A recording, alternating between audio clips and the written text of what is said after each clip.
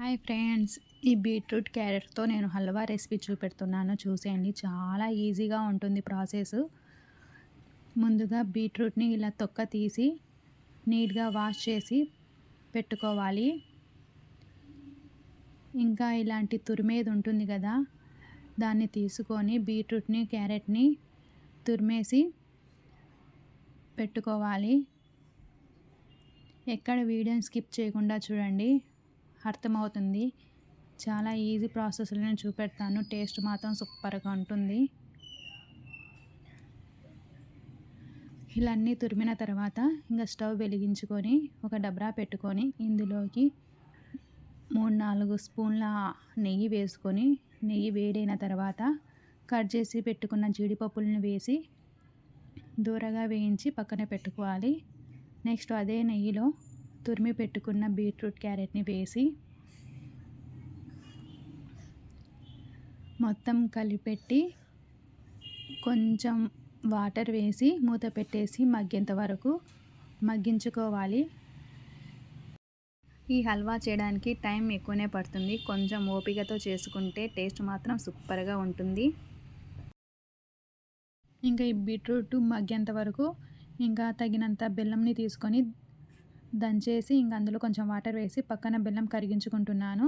ఇంకా మధ్య మధ్యలో తీస్తూ ఏదైనా నీరు తక్కువైతే కొంచెం కొంచెం వేసుకుంటూ దగ్గర పడేంత వరకు మగ్గించుకోవాలి.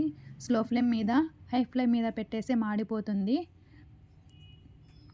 కొంచెం చాలా జాగ్రత్తగా మగ్గించుకోవాలి. బీట్రూట్ క్యారెట్ మగ్గేంత వరకు ఇందులో వాటర్ కొంచెం ఎక్కువనే ఉంటుంది.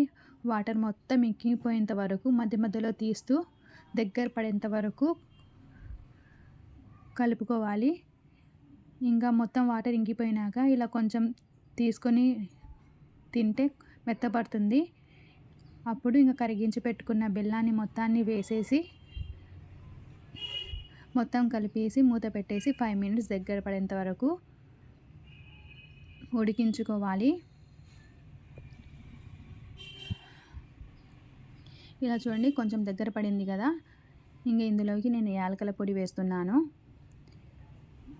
ఇంకా మొత్తం కలిసేంత వరకు కలిపి మళ్ళీ మూత పెట్టి మగ్గించుకోవాలి.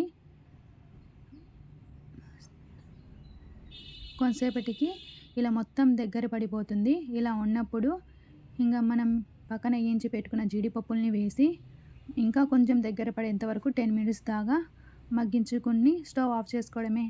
అంతే, చాలా టేస్టీగా సూపర్గా ఉంటుంది. బెల్లంతో చేశాను కాబట్టి పిల్లలకు కూడా బలం ఈ హల్వా.